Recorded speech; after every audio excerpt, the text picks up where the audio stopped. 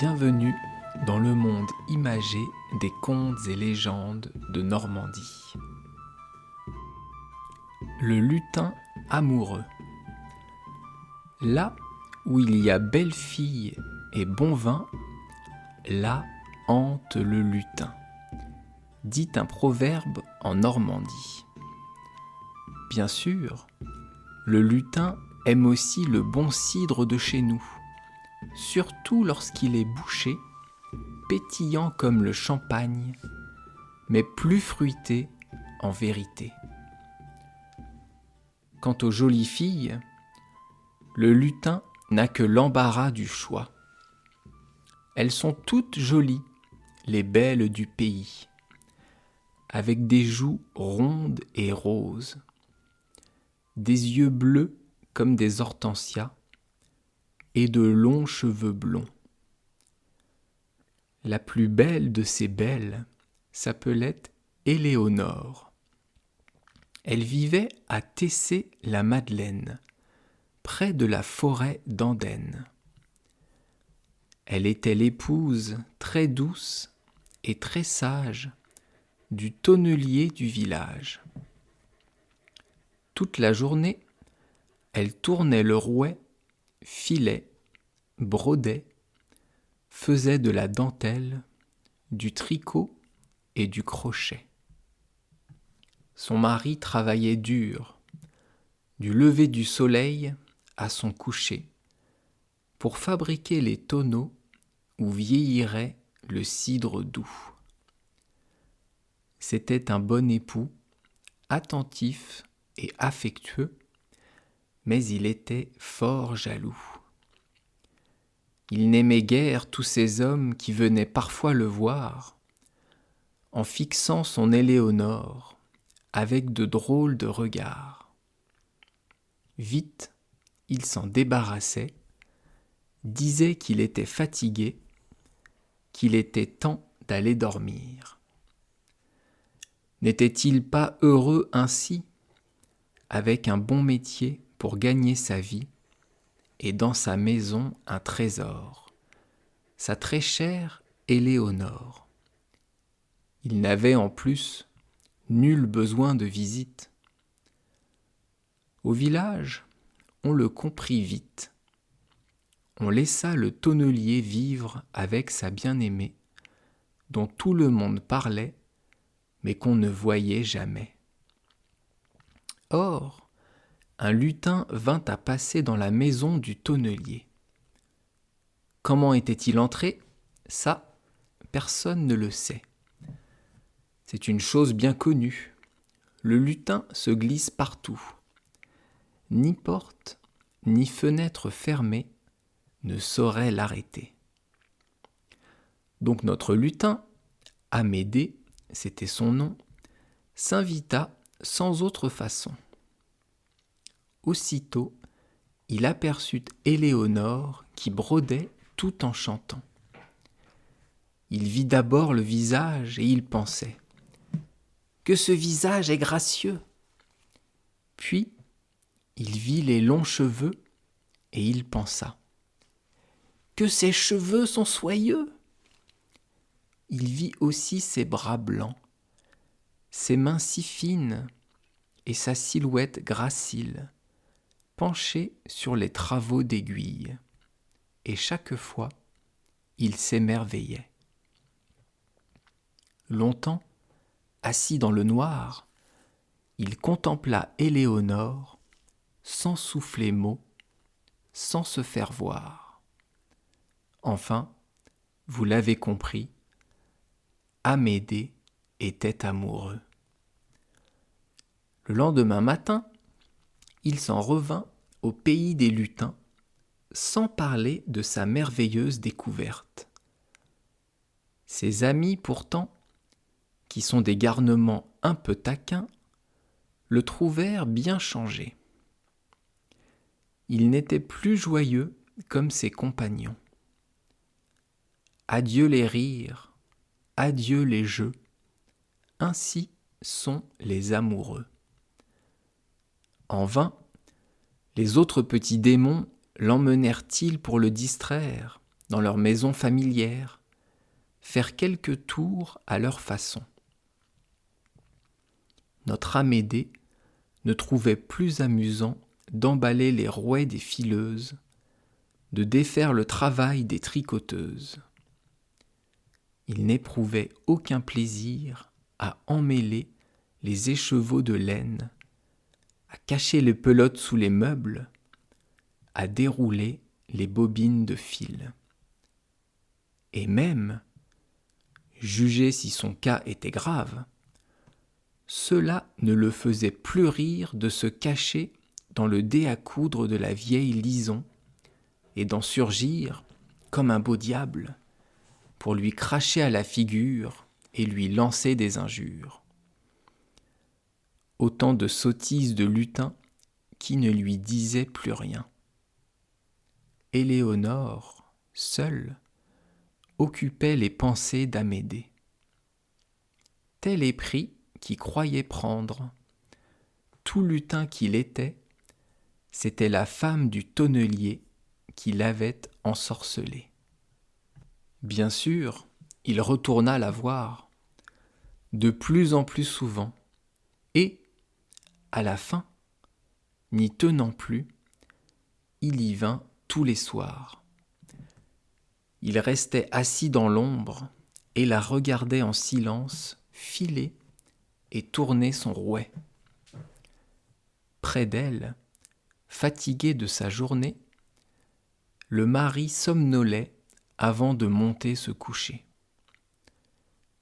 Éléonore demeurait seule, à travailler et à chanter doucement pour ne pas réveiller son tonnelier. Le lutin, ravi, l'écoutait et l'admirait. Il voyait son fin profil à peine éclairé par la chandelle. Il entendait sa voix mélodieuse fredonner des chants de fileuse. Et il trouvait bien courtes, en vérité, toutes ces longues nuits de veille. Une année ainsi passa. Un soir, comme à son accoutumée, Amédée contemplait sa bien-aimée. Un moustique l'agaça. Il voulut attraper ce méchant insecte qui sifflait à ses oreilles. Il fit du bruit et Éléonore l'entendit. Elle distingua dans l'obscurité ce petit être qui la fixait. « Qui es-tu » demanda-t-elle effrayée. « On m'appelle Amédée, » dit-il. « Je ne connais pas d'Amédée, » répondit-elle. « Et qui t'a permis d'entrer ?»« Personne, » reconnut-il.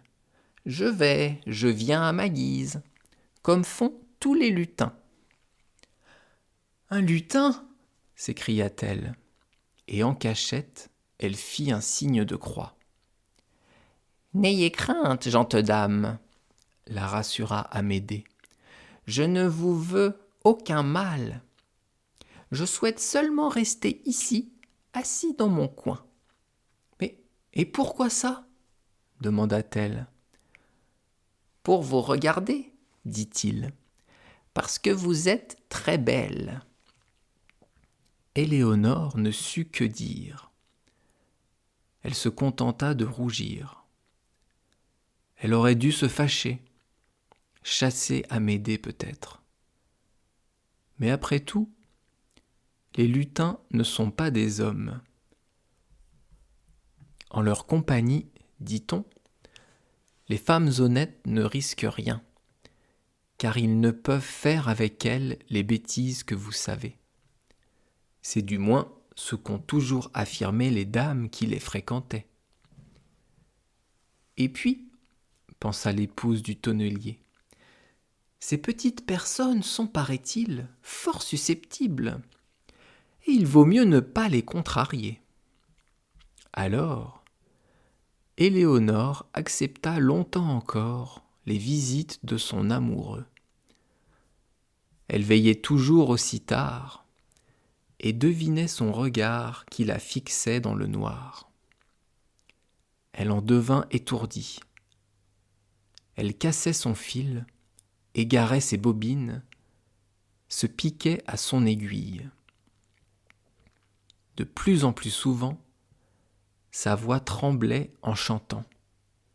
« Mon Dieu, pensa-t-elle, ce lutin est trop gentil et je m'attache trop à lui. Il faudrait que j'en parle dès demain à mon mari. » Au matin, elle lui conta son aventure. Aussitôt, on entendit tonner le tonnelier. « Un lutin !» s'écria-t-il. « Un lutin !» répondit-elle. « Mais il ne fait rien de mal. Il me regarde seulement et il me dit que je suis belle. »« Et moi, reprit le mari, je ne veux pas de ça ici, et je vais sans tarder en débarrasser le plancher. »« Comment ferez-vous, mon cher ? Ce petit diable est malin, et nul ne sait comment il entre ou sort de cette maison. »« Laissez-moi faire, mamie. J'ai là-dessus mon idée, et vous serez bientôt quitte de ces maudites visites. »« Au moins, mon homme, soyez prudent, » fit Éléonore, inquiète. « Ne vous faites pas de soucis, mon ami, et dites-moi plutôt où ce petit effronté a coutume de s'installer. »« Dans ce coin, » dit Éléonore. « Il se juche sur l'escabeau pour me contempler de haut. » Le lendemain, lorsque le lutin revint, quelle ne fut pas sa surprise ? Éléonore était partie, et à sa place, une femme était assise qui, oulala, ne lui ressemblait pas. C'était, vous l'avez deviné, le tonnelier qui s'était déguisé. « Qui es-tu ? » demanda Amédée. « Car assurément, tu n'es pas la belle dame du lieu qui brode et file ici le jour et la nuit. »« Je suis sa vieille marraine, » répondit le mari avec une voix de fausset. « Sa marraine ? Vraiment ? Et dis-moi comment on t'appelle. »« Moi-même, » dit le perfide tonnelier. « Moi-même » s'étonna Amédée. « Ce n'est pas un nom, cela. C'est le mien. Je n'y puis rien. C'est celui que mon père m'a donné. »« Va pour moi-même, » se dit le lutin. « Mais ces humains ne font décidément rien comme tout un chacun. »« J'y pense, » reprit le tonnelier. « J'ai là du bon cidre bouché et des galettes encore chaudes. Si le cœur vous en dit, je vous en prie très volontiers. » Cette marraine semblait aimable et l'invitation honnête. Notre lutin passa à table. Le cidre tint ses promesses et pétillait à souhait. La galette était tiède et moelleuse, avec un goût de beurre frais. Amédée se régala. Une fois rassasié, il demanda à la marraine : « Où est donc votre filleule, qui est si douce et si belle ? » ?»« Elle sera bientôt ici, » répond l'hypocrite mari. « Mais vous pouvez l'attendre dans ce coin. C'est votre habitude, m'a-t-elle dit. » Amédée aussitôt monte sur son escabeau et pousse un terrible hurlement. « Suis-je bête ? » dit le tonnelier. « J'ai laissé traîner là-haut la galetière pleine de braise. » Sans en écouter davantage, le pauvre lutin, tout brûlé, s'enfuit par la cheminée. Il revint parmi les siens, les fesses rouges comme un petit singe. On s'étonne, on l'interroge. « Qui donc a osé t'infliger un aussi méchant traitement ? Nomme-le, que nous allions le punir sur le champ. « C'est moi-même, dit Amédée. « Toi-même, répondirent-ils. Ce n'est donc la faute de personne. C'est moi-même, vous dis-je, pas toi-même, moi-même. C'est bien ce que nous disons. C'est toi-même, pardi. Pas toi-même, répéta ce pauvre Amédée. C'est moi-même, vous m'entendez? Moi-même, encore une fois. Les autres lutins n'y comprenaient rien.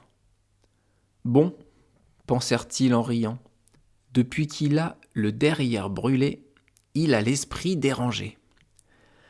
Et c'est ainsi que le tonnelier échappa à la vengeance des lutins.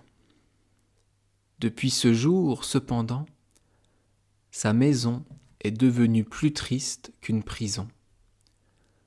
On y vient moins que jamais. Le cidre y serait imbuvable et les galettes immangeables.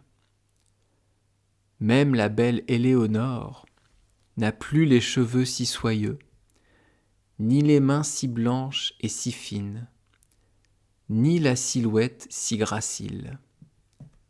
Car voyez-vous, mes amis, les femmes, même quand elles ont un mari, ont bien besoin de lutins qui leur disent qu'elles sont jolies.